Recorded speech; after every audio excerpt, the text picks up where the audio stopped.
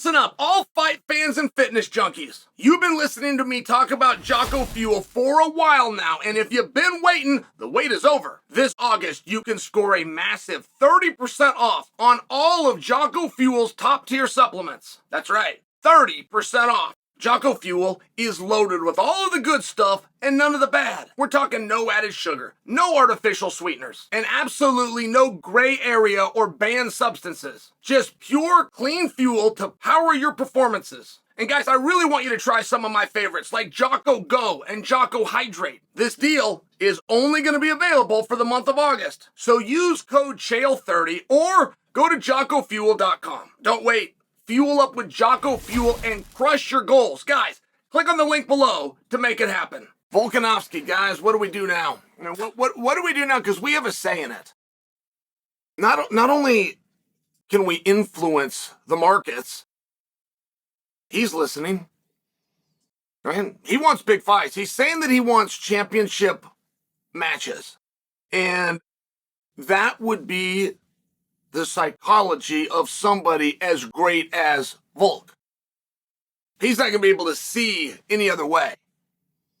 Championship, not to mention he had it, not to mention he wants it back, not to mention the last 3 Volkanovski's fights, all of which he lost. If you don't know the story there and you don't know the circumstances and what happened, you are going to be wildly confused. It is the most deceptive 3 losses in UFC history. Right? You're going to see a guy who got knocked out twice and he lost 3, man. He's done. Had a chance for this championship and a chance for this championship and he blew them both and that's it. Whoa, that is not what happened at all. First off, the first fight that he lost, a lot of people thought he won. One of the judges thought that he won with Islam. I mean, just for example, now, that's not right. The judges had it right, and Islam beat him. But I only turn to that piece of revisionist history. Like if you make believe he can't go with these guys, he can't compete with them. As a matter of fact, you saw this fight right here in Abu Dhabi. He got knocked out by the guy. It's like, no, hold on. That knockout actually is the one that you got to erase, not the first fight. The knockout you got to erase. We know that Volk can go with that guy. We know Volk can compete at that weight class. We know that Volk could win a championship at 155 pounds.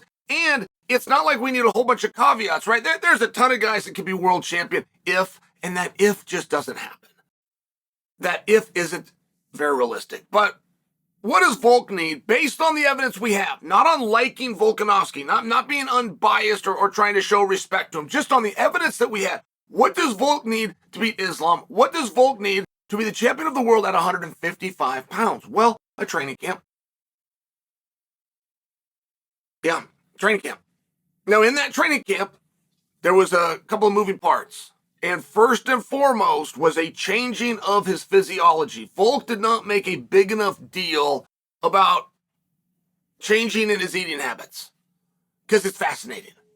It's a very fascinating thing. You are not going to be able to find the average man that can put on 10 pounds the right way in that amount of time. But moreover, with the amount of training that Volk has to do, it's very difficult to gain weight in the first place. It's very difficult to gain nothing but lean weight. It's almost impossible, to the point that I cannot tell you in my lifetime of doing it another person that has done it. I've only seen Volk do it. Where the 10 pounds you put on is good 10 pounds. I'm so curious about Stipe, by the way, because I know Stipe's over 250 now. And I'm told he did it the Volk way. But calories in versus calories out is just science. So if you're Volk and you're training at extremely high intensity for 3 hours a day, it's probably a little bit less than that, but about 3 hours a day. Most weeks, 6 days a week. To have enough time in the day to find the calories that you could eat just to cover the spread of those 3 hours is difficult, let alone to find an ability to be in a surplus. It was just an interesting thing. And Volk had company working with him, and he had the prepackaged food. It was just interesting. He didn't make enough about it. But I tell you that because his body didn't even look the same. Now, I know he took it on 8 days' notice. I just don't contend that he was out of shape and didn't have time in those 8 days' notice. I don't contend that. I contend you're forgetting that isn't his weight class. You're forgetting he doesn't fight at that weight class. He's never won at that weight class. Now, he'd only done one match, but I'm sharing with you, like, the weight is the thing that was different. And if a guy has confidence going into a fight, we will present it to you. We talking heads like me will present it to you that he's got more experience and better footwork, and he's stronger and he's faster, and his jab is cleaner. We'll explain that to you because it's the only way we can fill time. The truth that we don't ever bring up because it's too quick. We want to have jobs. The truth, when a guy has a confidence going into a fight, all it means is he believes he is in better shape than the other guy. That when you start pushing, when this turns into a tough guy contest, which happens about 4 minutes in, the athleticism's for sure done in the first round, but it's done in the first few minutes oftentimes. When push comes to shove in a worst case scenario, which is I got up to 25 minutes that I need to protect myself at all times, not from somebody trying to score on me, from somebody trying to damage me. It's a very different thing. And when you heard Volk going into that fight, you didn't hear him much, man. He only had 8 days. You didn't hear him much, but if you know Volk and you followed Volk's career, and I have closely, it was not the same guy. It was a guy that was a competitor. It was a guy that saw an opportunity. It was a guy that wanted that match. It was a guy who would take all the risks and all the negatives he had just to have the opportunity, but it wasn't fully confident. He knew. And the greats know because they've been there. They know what it takes to be there. They know what it takes. Volk knew, I have never been the best in the world. I have never been the winner of the main event. I have never been a championship guy with an 8-day camp. And it was 8 days till they were in the ring. By the way, one of those days was weigh-in day. Now all of a sudden you're down to 7. One of those days he's got to travel to get there. Now you're down to 6. I mean, right? You're talking about Volk having 4 workouts, 5 workouts.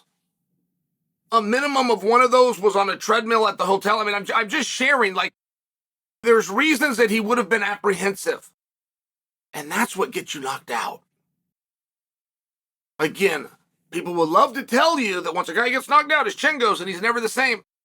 Not so fast. And all that science of the chin, and this elongates, and then this swells, and this gets, and it's a tender thing, your chin. None of it is true. I don't even know why they bring it up. There is no truth to any of that when a guy is apprehensive. When he's worried that his conditioning can't hold up, so he finds ways to save it, finds ways to preserve. All of a sudden, he fights differently. And all of a sudden, he slows down just a little bit. So now, when you're going into Volk's third match, now he's coming off every terrible thing you can. He got drawn into a guy who got to that spot unlike any other opponent, which is not through Max. No one else got to a 145-pound title fight in the last half a decade if it didn't go through Holloway. So now you don't totally know what you're getting into here. Like we didn't totally know just how good Ilya was. We didn't quite understand how clean that boxing was. And I'm just sharing with you, so find yourself in a fight that's harder than you thought it was going to be. By the way, if you look at the record, you think, oh, Volk doesn't have it anymore. They had completed one round. Volk won the round. Volk was winning the fight. It's not a matter of could he beat Topuria. He already did 4 rounds. Now he's got to get 2 more of those, mathematically speaking. So to act as though we don't know if he can do something, he already did it. He's got to repeat it, but he's already done it. I'm just sharing. So now you've got the apprehensiveness. Now you've got the slowing down. Now you've got that you're the guy where the world finds out how good that guy is at counterboxing, which we simply didn't know. Like, there was just a lot on it. If you go and look at Volk's record, you're going to be wildly wildly misled as to what happened in the last 2 years of his career. But Volk still wants to come back. Where do we want to put him? I certainly would never disrespect him, and I don't believe the UFC would. If he came in and said, no, I'm title shot guy, that's it, I believe they would say, okay. And even if they have a plan there, they might go through with the plan, and Volk, if you're patient, but yeah, your next fight could be for a title. But he's not wanting to fight anybody specific. Like, he's not dying to go in there and fight Ilya.